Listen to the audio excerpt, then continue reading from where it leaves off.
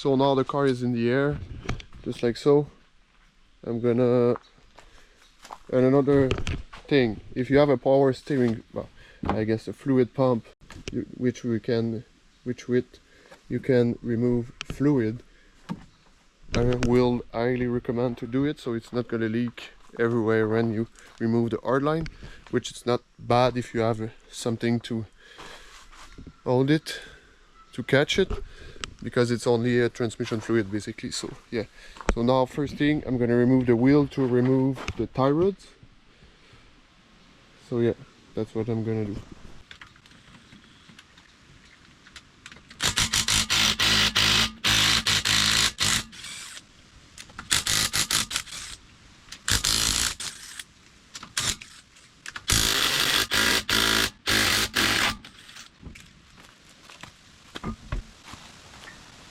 So the wheel is removed. I did remove this little cotter pins, which is a pain. I highly suggest to have brand new ones, to not put this back, because mine is pretty much done. And have with you some pick tools, long nose plier, and wiggle it around. And also bring your wheel towards you so you have more space to work with. And now what I'm gonna do, I did put the nuts back in on loose, so I can smash on it to take the tie rods out of the knuckle. And I'm gonna also order new nuts, which I'm gonna just look inside the Subaru package if it comes with the steering rack, but I'm not sure. I'm pretty sure it's not coming with it. I'm gonna just smack.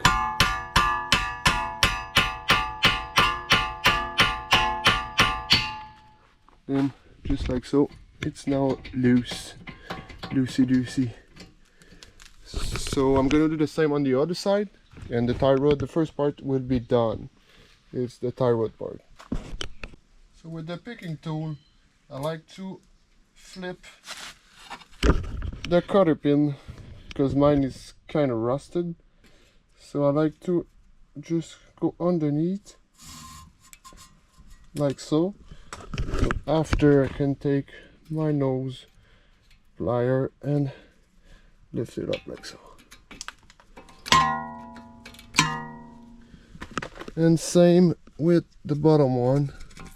Just like to go pick it like that and just move it up.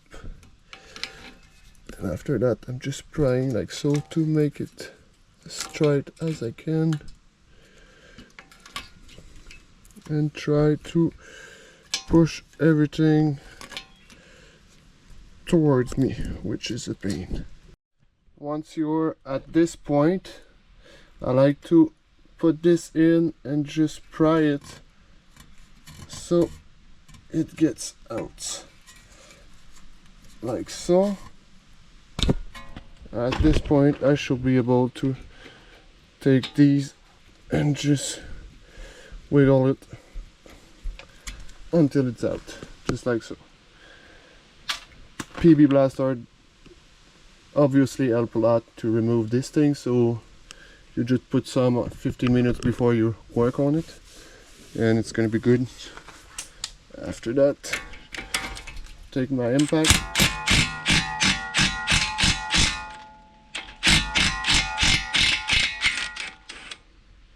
so like so.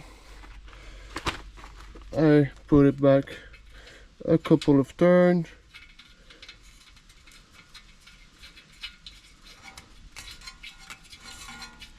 pretty much like so, and I hammer it gently, just like so. Not too hard, just medium smash until it moves like so, and you can remove the nut afterward and the threads are not messed up if you want to reuse your nuts or do something with the tie rods, because you can keep the tie rods as spare if they're still good. But yep, So next thing I'm gonna do is remove this bolt that hold the steering column into the steering rack. Just like so. So it can. After that, when I'm gonna take the rack out, it's gonna slide out. And now what I want to do is have more access to the hard line here. So I'm just gonna start with removing this part that's old, that can protect the steering rack and stuff. That's owned by a couple of 14mm bolts everywhere. One big here, two here, one here, yep, two here, two other ones here, two, and the other big one.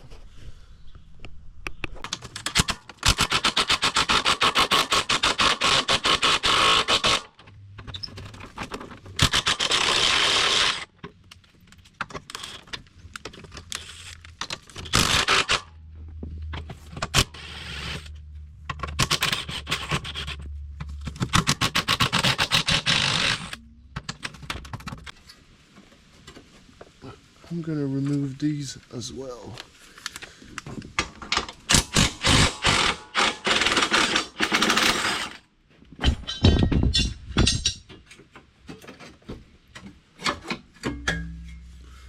Just like so, this part's out. Remove one of these on each side. It's gonna help a lot.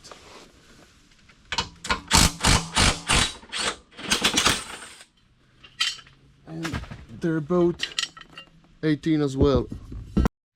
I did PB blast every single fitting, plugs, even if you don't have to remove all of these.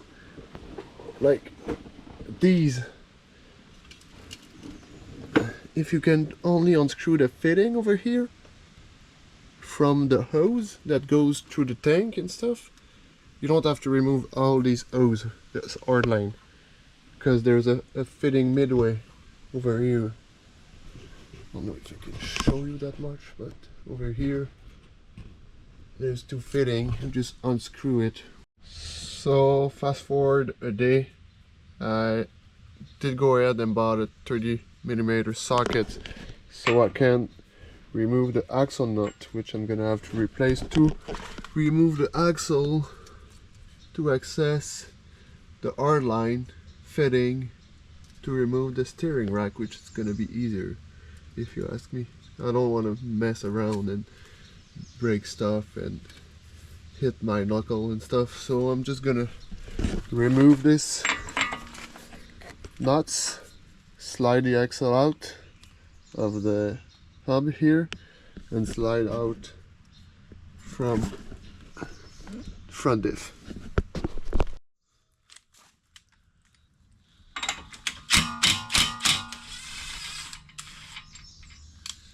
I suggest to do it with an impact. Okay, so what I ended up doing to remove the axle without removing anything, I removed the knuckle from the strut tower. I push towards the car and I slide the knuckles on your left, and I was able to remove the axle. Now I just have to go near the diff and take it off with the pry bar. And also remove the ABS sensor, this sensor, because it's gonna be in the way and you might end up breaking it. So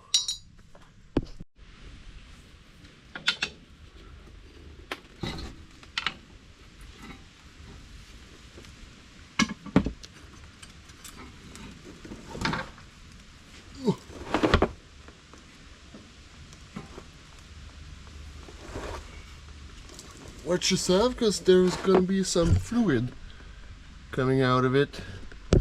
So I'm gonna take a rag and try to plug the hole.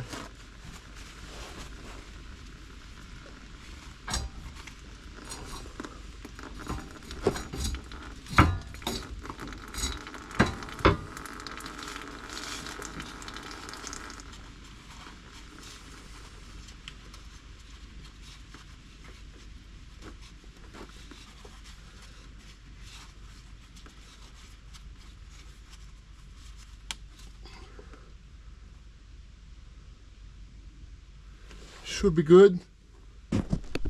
As you can see now, we have plenty of room, space to remove these two fitting over here and let the stuff drain out.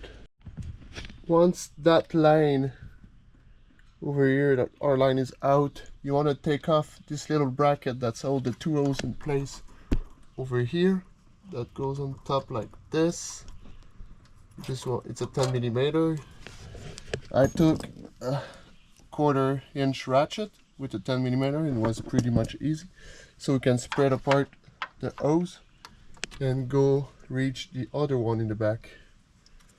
So now I should be able to take this one down so I can reach out there.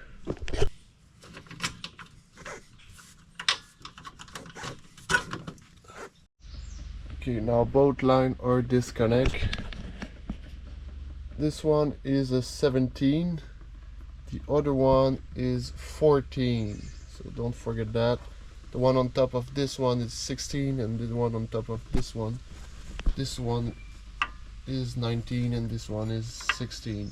Those you can't unscrew them, they're stable, they just stay there. You have to unscrew the fitting over here on this hard line to get it out, which is the worst part of all the process. So now I have to remove the steering rack itself. There's a couple of 14mm bolts all around.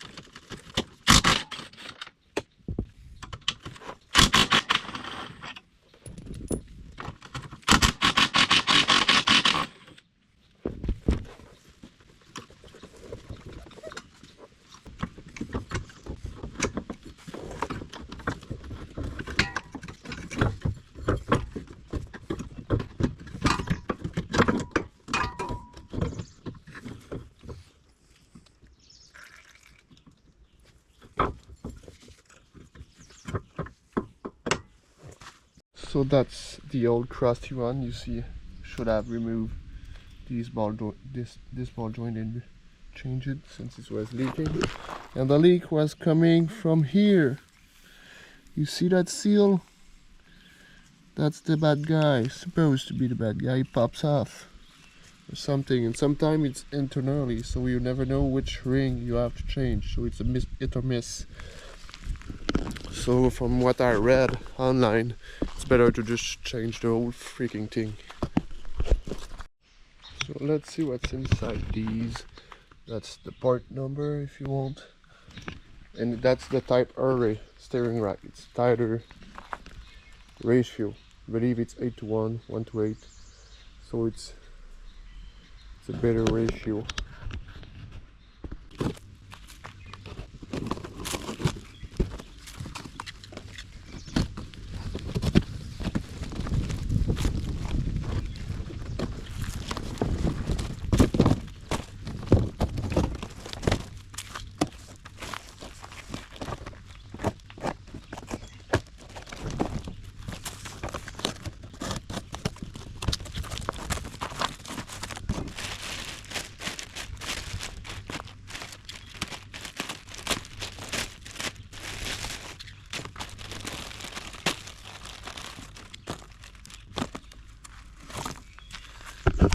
Damn, that looking so good.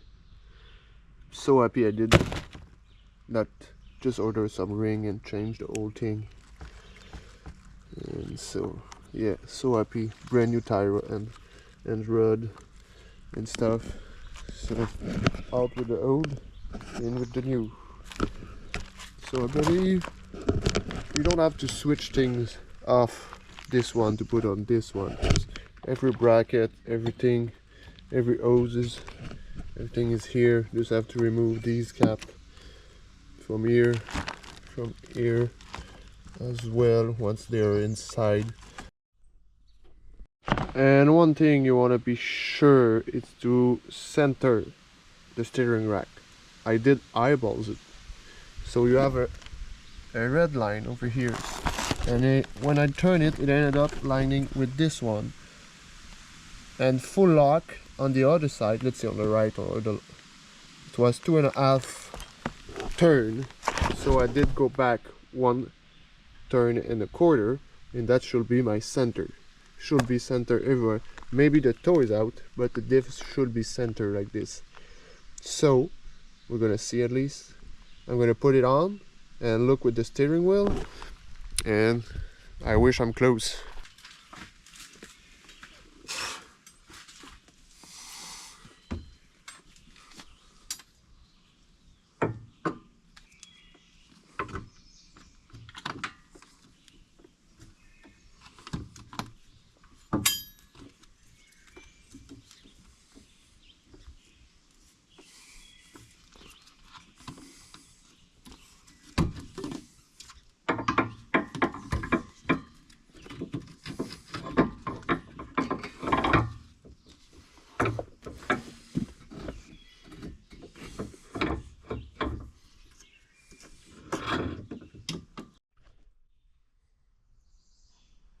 Okay, to put it in, I ended up loosening this bracket so that this hose doesn't hit over here, so I can pass through the other hose here without scraping it.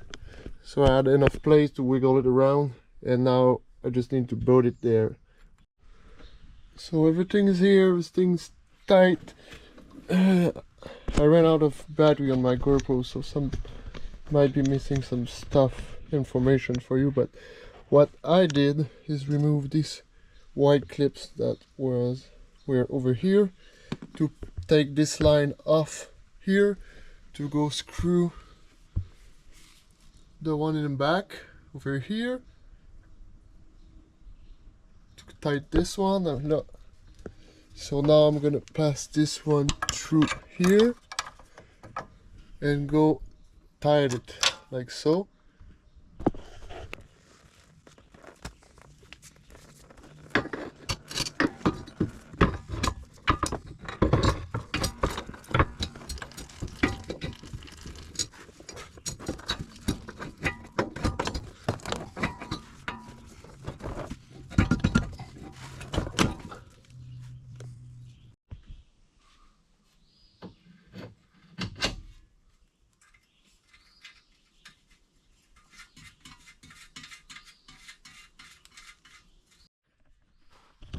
So you want the nuts to face like this, so we can slide the quarter pin in.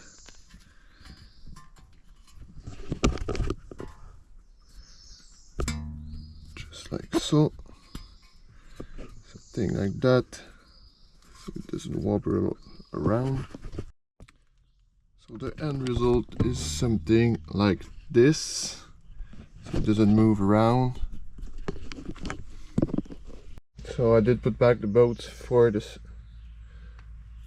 the coilover to the knuckle, which I did not order nuts for it, but what's so fun about having multiple Subarus, you can take part from the track car. I did put back the nuts for the tie rods ends and the cotter pin. So now what I have left to do is this bad boy over here.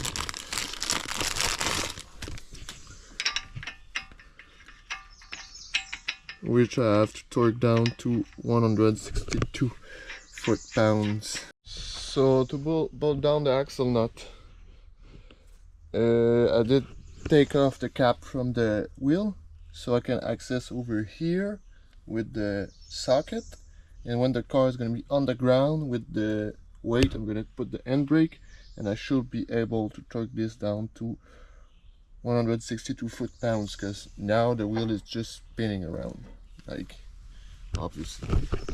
So that's the best trick I found.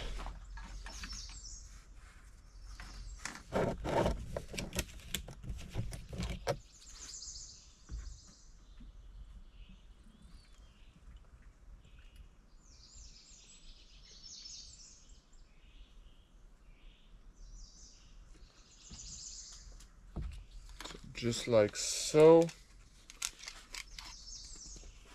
And now what I'm gonna do is go full lock to the left, full lock to the right. Since the transmission is full, didn't need that. Didn't need some if you want my guess. Didn't need some oil in it, so better safe than sorry. So I'm gonna start the car.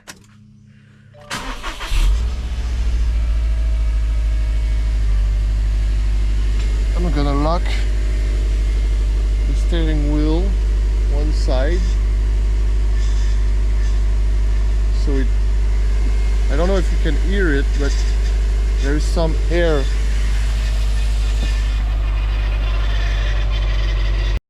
So power steering is fully bled. Everything is topped off where it needs to be. It's gonna make a very weird sound when you start the car, since the pump need to actually have oil in it. So we want to fill it as much as you can. You go full lock left, full lock right. You go back every time to see. You're gonna have to do this a dozen times at least. That's what I needed to be, since it was fully dried, which might not be ideal, but it is what it is.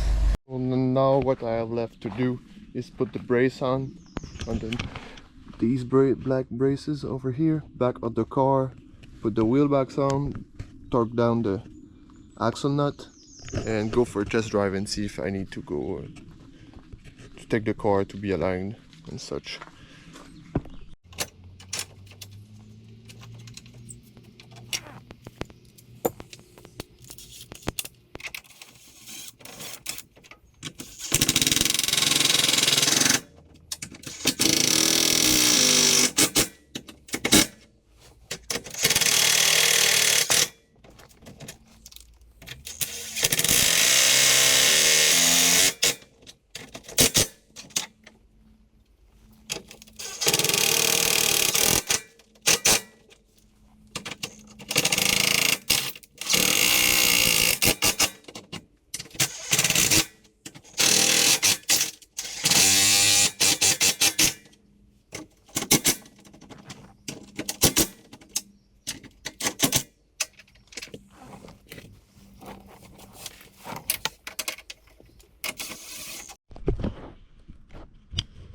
So a little tip for you guys, don't know if you can see it, but front left, I had a hard time figuring out how to put these back on, because I did not remember how they were going. Oh, I did take them off, so yeah, so everything's buttoned up.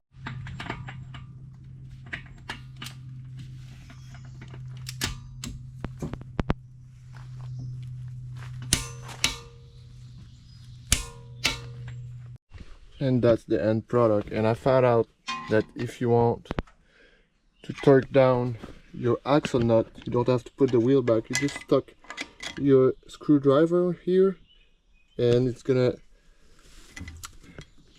what it's gonna do is the rotor is not gonna spin out. The axle is not gonna spin, since the screwdriver is stuck in the rotor. It's gonna hit the caliper and it's not gonna spin around anymore. So you're gonna be able to torque this nuts down to 162 foot-pounds without having to put the wheel back on and lower the car down and stuff.